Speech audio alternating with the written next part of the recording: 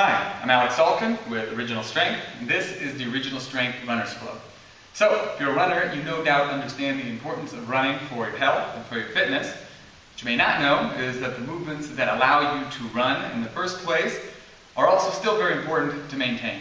So, the goal for this runner's flow is multiple. So, we want to restore and stimulate the vestibular system, which is your balance system, which connects to all the muscles in your body and allows you to walk upright and do a myriad of other things, in fact, all other things.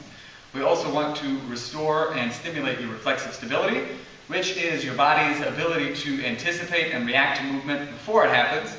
And lastly, we also want to make sure that we strengthen our X, which is our body's natural architecture. So your body is one big X from the tip of your fingers to the tip of the opposite toe in both sides. So the stronger and tighter this X is, the more resilient you can be, and the more PRs and personal bests you can expect for years to come. So we're going to start off very simply, and we're going to start off with restoring your breathing. Breathing is very important for activating the parasympathetic nervous system, allowing you to relax, allowing excessive tightness in your muscles to dissipate, and also making sure that your inner unit, the stabilizing muscles of your core, are able to work properly. So here's what it's going to look like. There are a couple rules behind it. The major one is you want to keep your tongue on the roof of your mouth in its natural resting position, and you want to make sure you breathe in and out through your nose. Okay? So what I'm going to do is I'm going to breathe in, and watch my stomach here. In and out through my nose. I'm trying to pull my air down to my feet. So what this does is make sure that I use my diaphragm rather than my emergency breathing muscles of my shoulder girdle. It is far better health-wise and performance-wise to do this. So once again, it looks like this. Okay, now the position you're going to do it in is going to be right here.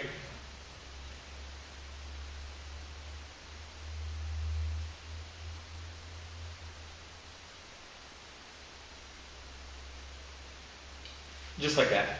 Next, what we're going to do is move on to head control. So head control is very important as it is the foundation of your balance, posture, and coordination. And the proprioceptive input that you're going to get from moving your head is going to fare very, very well for the rest of your body. Your proprioception is your body's sense of itself in space. So the better your proprioception is, the easier it is for you to move through free space. So all these movements are going to be done with your head on the floor to get some tactile feedback, okay? So with your arms by your sides, you're going to look over to one side and to the other.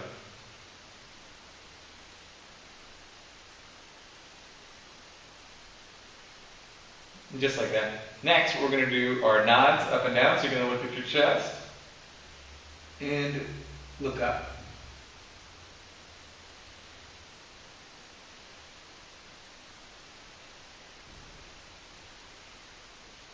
Alright, so from here, what we're going to do next is going to be what's called a dead bug. So this is something that's going to do a lot to help connect your X. So you're going to bring your knees up like so, and your arms are going to be in the air. So the trick here is you don't want to just let them fall to the ground. You want to keep your knees above the belt line and make sure that this one stays here and that it doesn't try to wander while the other one goes away. You're going to bring the limbs down like this. Nice and easy, making sure once again that this knee doesn't try to chase this one.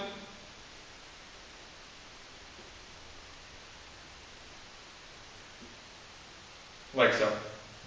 After that, what we're going to do is what's called a windshield wiper.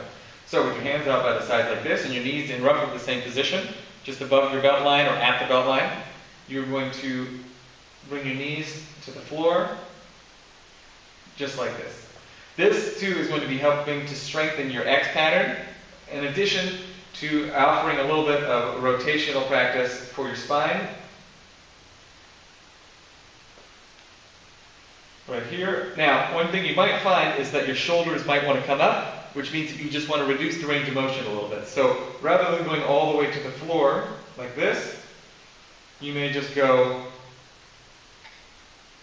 significantly less. So you're still getting the benefit of the movement, you're still crossing the midline here, but you're not overdoing it and coming to the point where you're in a position like this. Okay? Next thing that we're going to be doing is going to be a movement that is one of the first ones that really helps to start to strengthen your gait pattern, in addition to restoring the mobility in your toes, your feet, your ankles, your knees, your hips, etc. And it's going to restore the reflexive stability of your pelvis, your hips, your spine, and your shoulder girdle. Okay, this is rocking. Now, once again, we're going to keep our head up in order to take advantage of that head control and further strengthen your balance, posture, and coordination. You can have your toes back like this or curled under like that. Either is fine. You're going to just rock back and forth, just like this. Make sure you're maintaining a nice natural spinal position, like this. Now, if you find as you get to the bottom that this starts to happen, all you're going to do is reduce the range of motion just enough so that you can maintain the spinal position. And this is a very important move because rocking is the move that helps to set the S curve in your spine, which is one of the things that gives you the benefit to walk upright. So definitely something that will have a large carryover into the rest of your training. Now, as time goes on, you might find that your reduced range of motion starts to improve and you're able to go back a little further. But until then, once again, just remember, maintain this nice natural curve in the spine, keeping your head up, like so. So now we're going to move on to crawling. So this is the first step in the gait process, which is going to lead us up into walking. So once again, this is a cross-lateral movement. It's going to look like this. Once again, just like with everything else, we're going to keep our eyes looking forward. We're going to keep our head up, and you're going to let your feet drag behind you, just like this.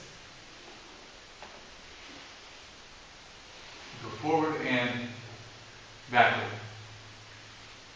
Now, if the surface that you're on doesn't really allow you to drag your feet too well, that's fine. But if you do have the opportunity, take advantage of it. Because 5 out of 6 of your gait reflexes are located on the top of your feet. So this is a great way to sharpen your reflexes for your gait, which will have a lot of carryover into your running. So once again, it's going to look like this. Nice and relaxed. We're going to go forward.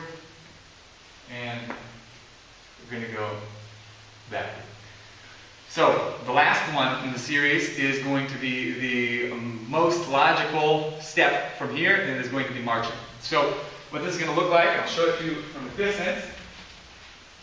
It's going to be just like this. Now, you're going to do the same thing. We've still got opposite sides, still strengthening our X.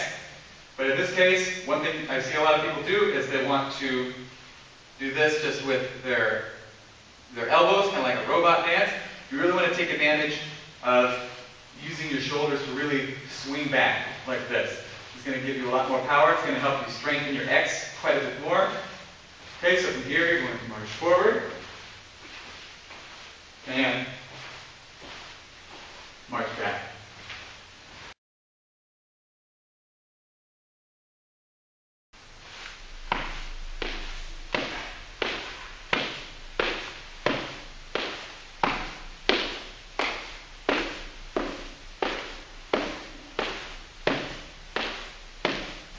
So, there you have it.